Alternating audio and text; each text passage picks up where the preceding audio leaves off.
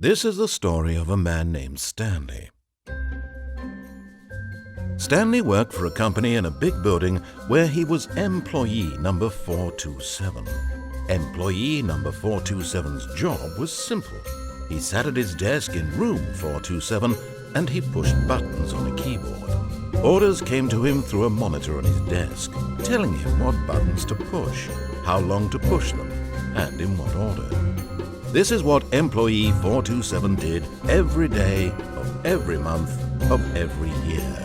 And although others might have considered it soul-rending, Stanley relished every moment that the orders came in, as though he had been made exactly for this job. And Stanley was happy. And then one day, something very peculiar happened. Something that would forever change Stanley. Something he would never quite forget. He had been at his desk for nearly an hour when he realized that not one single order had arrived on the monitor for him to follow. No one had showed up to give him instructions, call a meeting, or even say hi. Never in all his years at the company had this happened, this complete isolation. Something was very clearly wrong. Shocked, frozen solid, Stanley found himself unable to move for the longest time. But as he came to his wits and regained his senses, he got up from his desk and stepped out of his office.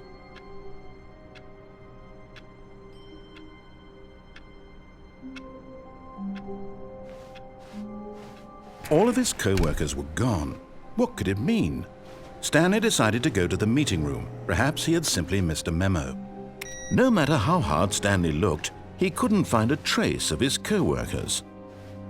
Stanley cradled the bucket in a gentle embrace, protective yet delicate, assertive yet compassionate. Stanley clutched the bucket tightly to his chest and entered the door. This was not the correct way to the meeting room, but Stanley had felt the bucket calling to him, telling him that the employee lounge was simply the place to be.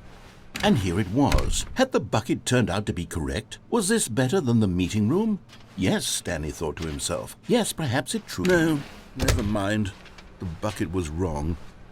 Stanley took the door on his left to go back to the meeting room. No, said the bucket. don't go to the meeting room. Go somewhere else. The cargo lift, yes. Go there. Good, said the bucket. Now ride the lift all the way to the top.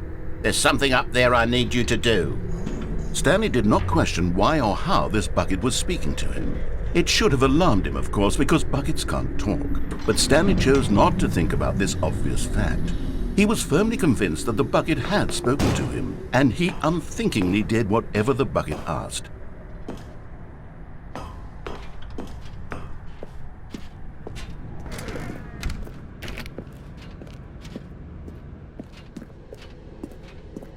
No, stop. Look there on the wall, you see? There's a sign right there. It says, "No buckets past this point." Stanley, how could you think it was okay to bring the bucket here? Unless, what if the problem is that you actually don't know what is a bucket and what isn't a bucket? I suppose that would explain a lot about your behavior up to this point. Which, if that's true, well, my goodness, I think we have to do something about it. This misunderstanding could have dire consequences on the entire rest of the game if not addressed quickly and properly.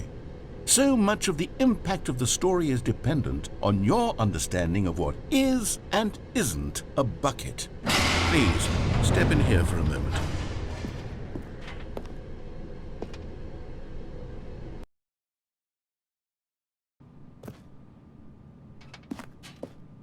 Now then, I'm going to run you through some test scenarios, and you'll tell me whether or not the thing I'm showing you is a bucket. Simple enough, right? This should tell us everything we'll ever need to know about what is or is not a bucket. Okay, let's begin. Item 1. Is this a bucket? Incorrect. It is a hologram of a bucket, not an actual bucket.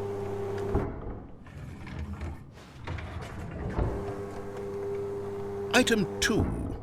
Is this a bucket? Incorrect. It is a 3D printed recreation of a bucket, not an actual bucket.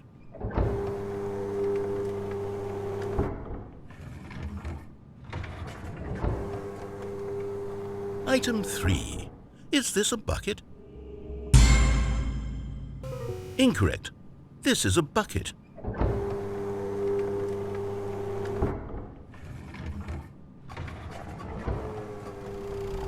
Item 4. Is this a bucket?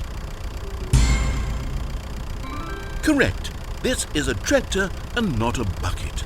To be honest, I just sort of put this one in here as a gimme, but I was starting to get concerned that even this might be too much for you.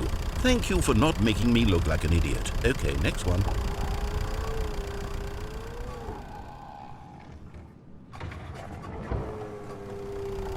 Is this a bucket? Incorrect. This is a bucket.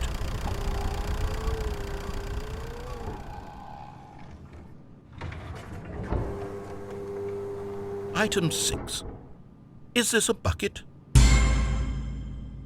Trick question. Both. Gotcha.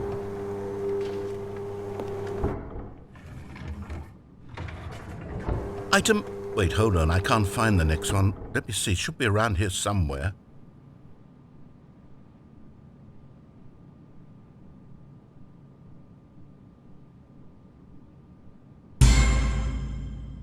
Okay, you and I both know there isn't anything here. And I don't appreciate the implication that nothing is a bucket when we both clearly know that a bucket is something, and therefore nothing could possibly be something. Unless, in your twisted mind, have you somehow convinced yourself that a bucket is nothing? Answer me straight, Stanley. Do you believe that nothing is a bucket?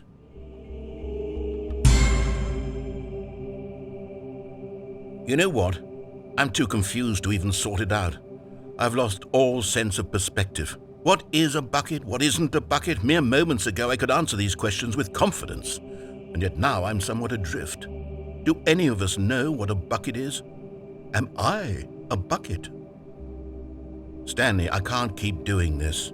I'm losing myself, and myself was all I ever had to begin with. I'm afraid the bucket is threatening to tear our relationship apart. I can't have that. I'm sorry.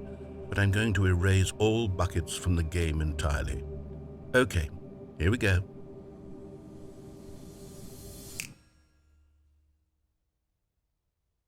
What happened? Is everything gone? Why did everything disappear? Wait, was everything a bucket? Every single thing in the game was a bucket. Oh my God, I had no idea. How could... Except me. I'm not a bucket after all. And you, Stanley, you're still here. You're not a bucket either. Oh, this is wonderful news. We're not buckets. Yes, I actually feel much more at ease right now. It's delightful to get some clarity on that issue, but it doesn't change the fact that we haven't got a game. So, tell you what, I'll reset everything and we'll put back all of the buckets, okay? And we'll know that it's all a bucket. But if you run into anyone else, maybe don't mention that. Who knows what that information might do to a person? All right, here we go.